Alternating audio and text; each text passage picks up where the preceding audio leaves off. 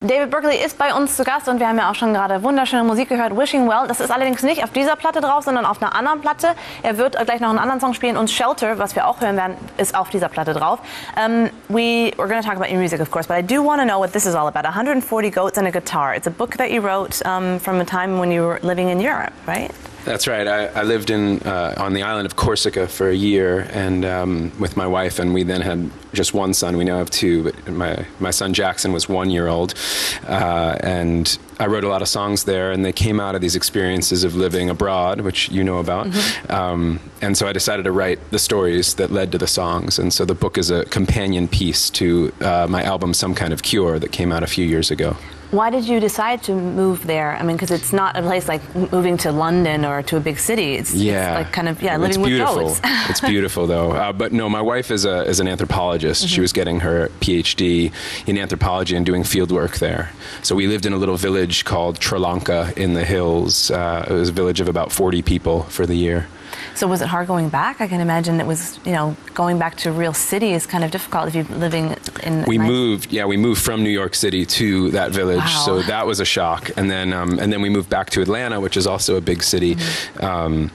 We missed the island when we got back, for sure. But we also, there were some things that were nice to get back to America for.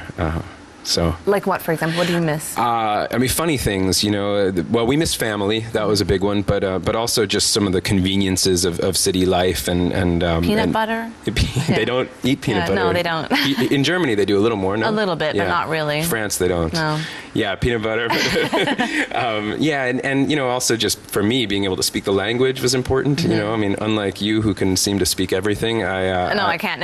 I've done it for a long time, that's all. I don't speak any other language, so... Yeah, well, when I got to Corsica, I didn't speak any French, and so that was a challenge the whole year for me. When you write books, and another book is coming out in the fall, as well as an album, what is the difference, or can you kind of describe the feeling that you have when you're sitting down and writing a book where it's just about the words, and when you're writing a song where both music and the words have to fit together? Yeah, a great question, and that's in fact why I wanted to do another book, because I've been writing songs for a long time, and when I wrote this book, I started to feel that there were things that you could do when you didn't have to worry about melody or keeping it into a 3 or 4 minute pattern that you can't do with song. And so I wanted to explore that more with the book. I mean, there's advantages to both. With music, I get to sing the words, and that's an incredible gift to get to do, because I can add power to the words that I write, because I can put emotion of my song and melody into it. But you don't have the time restraints, and you can explore ideas with writing when you don't have to put it into a song. Songs have the problem of often needing a repeating chorus, and if you're writing something, it's nice not to have to always go back to the same refrain.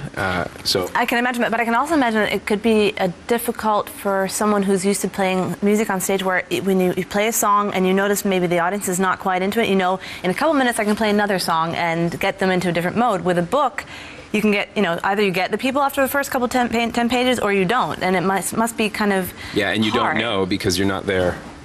They're reading the book at home.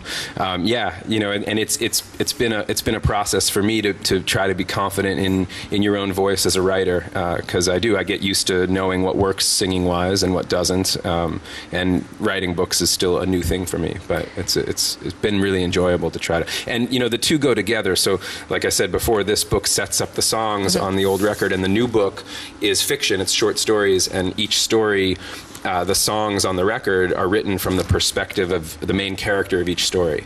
So, and who are they based on, the main characters? They're just stories I made up. I was living in California near San Francisco, and a lot of the characters are based on people that I ran into there. They're all sort of strange characters. They don't quite fit in with society, and the stories weave together, so the characters meet each other in other stories, so it forms almost a novel in the end. Doesn't mean anything there. How has your writing changed since you've become a father? Has it become more happy or more content? You don't have kids, do you? I do. Oh, you do? Or are you more tired when you're writing? Yeah.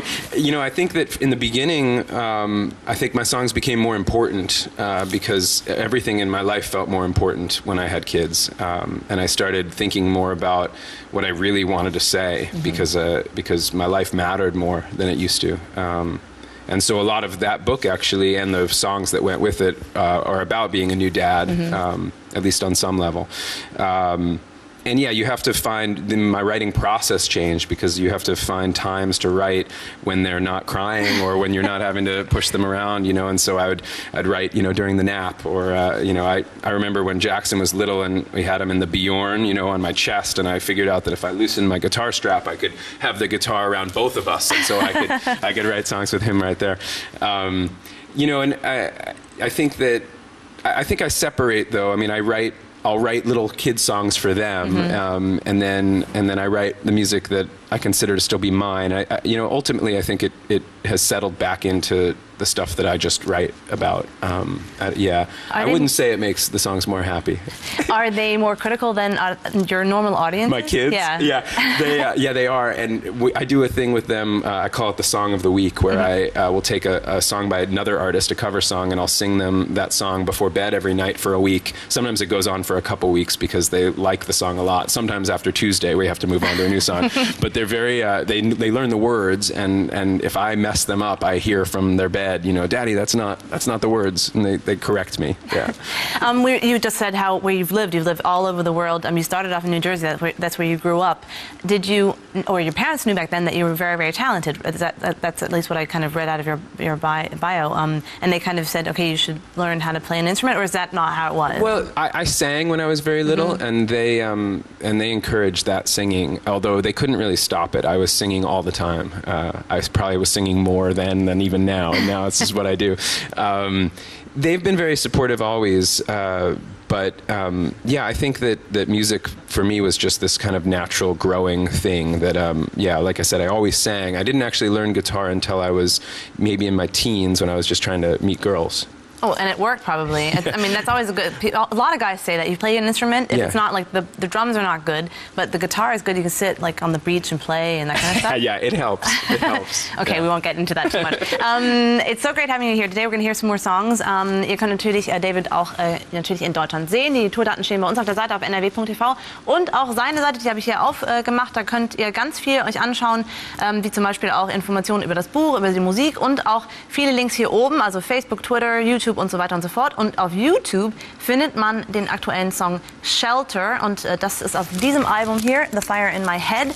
Wir werden uns jetzt mal ein paar Sekunden aus Shelter anhören und ansehen, und dann werden wir ihn live noch auf unserer Showbühne hören mit einer Akustikversion von einem wunderschönen Song. Also jetzt erstmal Shelter für euch und dann David Berkeley live auf unserer Bühne.